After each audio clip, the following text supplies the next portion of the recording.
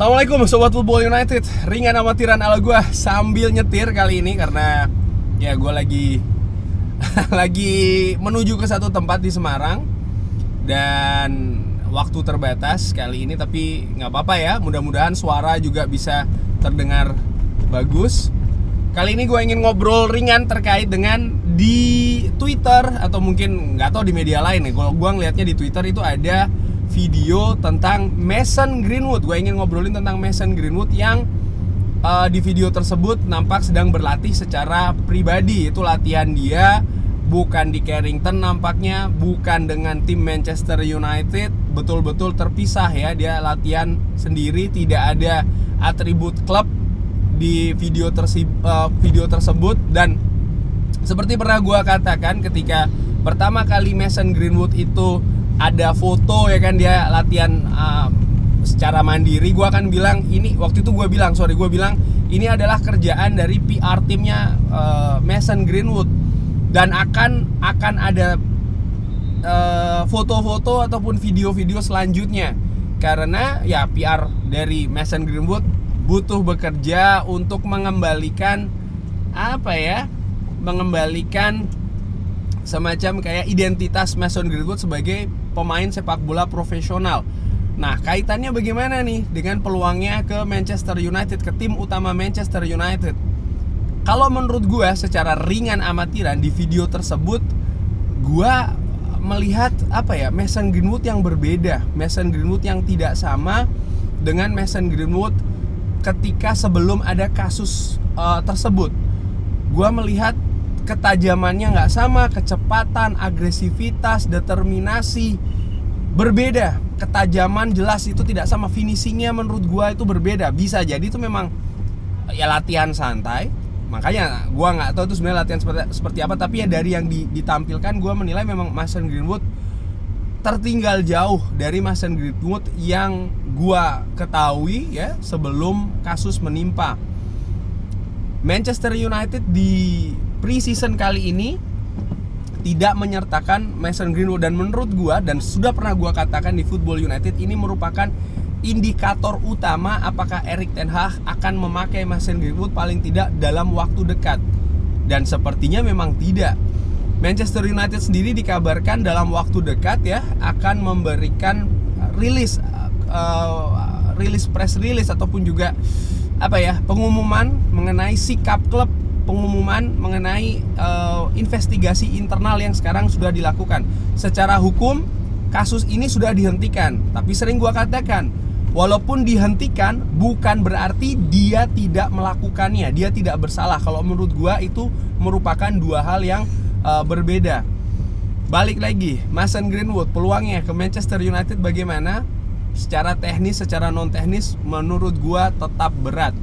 Banyak sobat Football United ataupun fans Manchester United mungkin pendapatnya berbeda ya.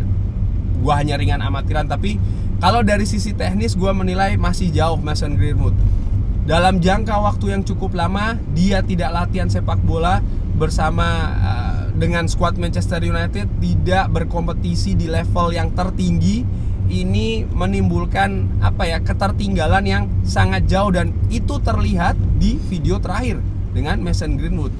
Lalu bagaimana dong solusinya? Manchester United dengan Mason Greenwood ini masih ada kontrak sekitar sampai tahun 2025 kalau tidak salah. Kalau gua salah tolong di drop di kolom komen ya Sobat Football United.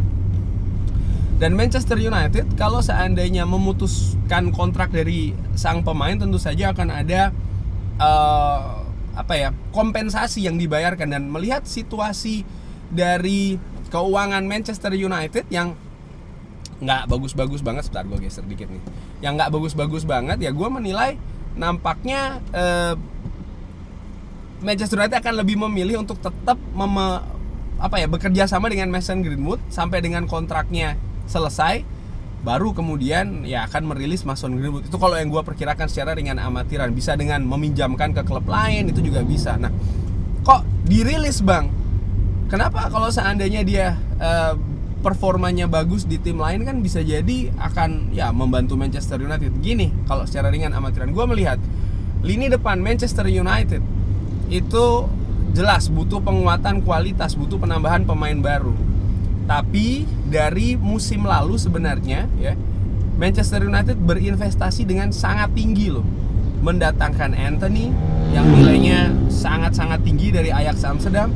Dan musim ini lagi-lagi berinvestasi dengan tinggi mendatangkan Rasmus Højlund. Dua pemain yang usianya masih muda ya, Anthony dan juga Rasmus Højlund, berposisi penyerang dan bisa juga bermain di sayap. Belum lagi kalau kita berbicara soal Alejandro Garnacho yang juga pemain sayap kan, yang dipromosikan oleh Erik ten Hag dan diproyeksikan akan menjadi andalan Manchester United. Sehingga ini seperti menutup dalam tanda kutip pintu dari Mason Greenwood kembali ke Manchester United. Sekali lagi, gue bisa jadi salah, tapi yang gue lihat demikian.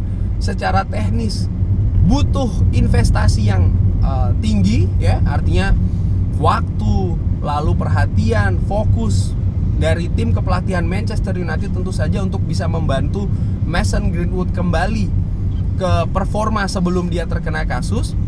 Di sisi lain, dari faktor non teknis pun, kalau Manchester United menerima kembali Mason Greenwood ya, memasukkan ke utamanya, bahkan ada banyak hal yang dilakukan dari sisi PR klub, marketing, branding. Mereka harus bekerja mengembalikan citra dari Mason Greenwood kaitannya dengan Manchester United ya kan.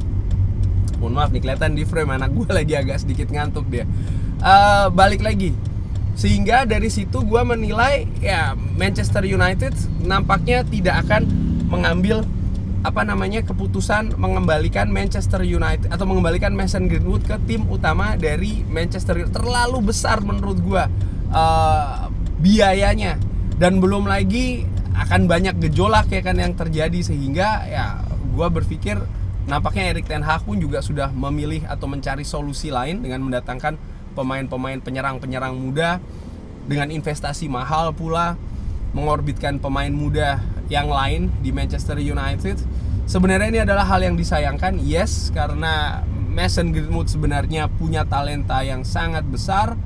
Dia, Alex Ferguson sendiri mengatakan kalau salah satu talenta terbesar Manchester United baru-baru ini adalah sebenarnya Mason Greenwood ya. Lalu dia juga sering disebutkan punya peluang sebenarnya yang sangat besar mematahkan rekor gol dari Wayne Rooney sebagai pencetak gol terbanyak untuk klub sepanjang sejarah.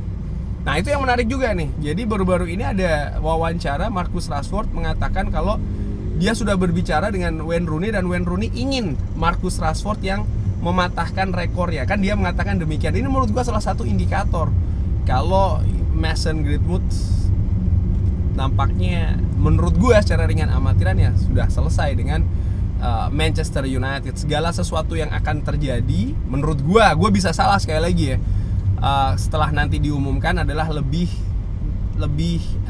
bagaimana menyelesaikan permasalahan ini ya secara baik dari kedua belah pihak, dari klub dan juga dari pihak Mason Greenwood, di mana gua prediksi secara ringan amatiran Mason Greenwood tetap akan di Manchester United, akan tetap berada di Manchester United, tapi tidak terlibat dengan aktivitas tim utama tentu saja, dan punya peluang yang besar akan dipinjamkan ke klub lain.